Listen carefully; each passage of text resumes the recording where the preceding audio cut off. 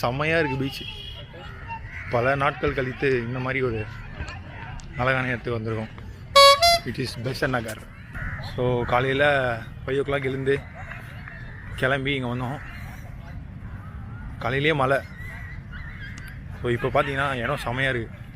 நம்ம பசங்கள்லாம் பின்னாடி வந்துன்னு இருக்காங்க. ஸோ நம்ம ஃபஸ்ட்டு வந்துட்டோம். என்ன தான் நம்ம நெல்லூர் அங்கெங்கன்னு போயிட்டு பீச் எடுத்தாலும் பெசன்ட் நகர் ரொம்ப.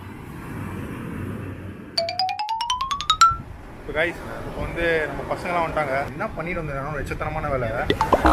சாப்பிட்டுட்டு நல்லா முக்கிட்டு வந்திருக்கானுங்க. டீ தானே குடிச்சோம். சாப்பிட்டு வந்திருக்கானுங்க. பச்சையாக டீன்னு போய் கொடுக்குறானுங்க.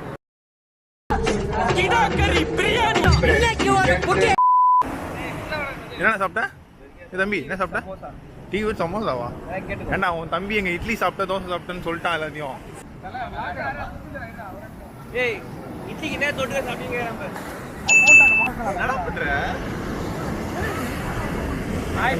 நைட் ஷிஃப்டடா வேலையிலேருந்து வர? Bro, corporate employee. I'm doing night shift. Like that only I was coming. சுத்தி எல்லாம் நோட் பண்ணி வச்சுனாங்க. பயங்கரமாக வெயில் அடிக்குது. வந்து கொஞ்சம் ஃபோட்டோ எடுத்தேன். அப்படியே கொஞ்சம் சுற்றி பார்த்துட்டு இருந்தோம். எனக்குள்ள மனசு, மனசுக்கு வெளியே கண்ணு, கண்ணுக்கு வெளியே பொண்ணு, பொண்ணுக்குள்ள மனசு, மனசுக்குள்ள நான். புரியுதா? அப்படியே சுற்றி பார்த்துருந்தோம். விஜய் மாதிரி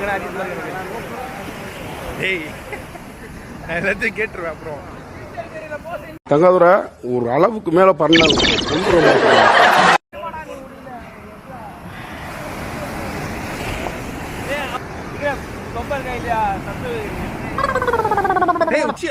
உச்சியா லட்டகன் ரைட்டன் போடா.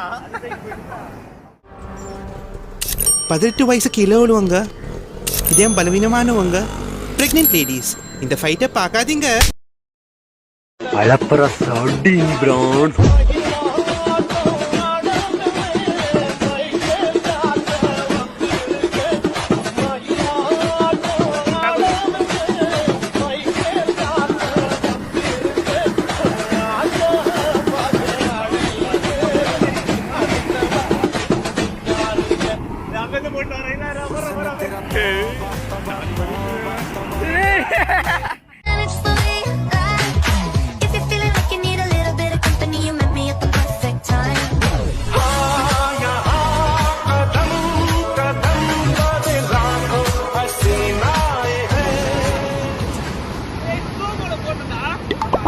கைஸ் பீச் வந்தோம்.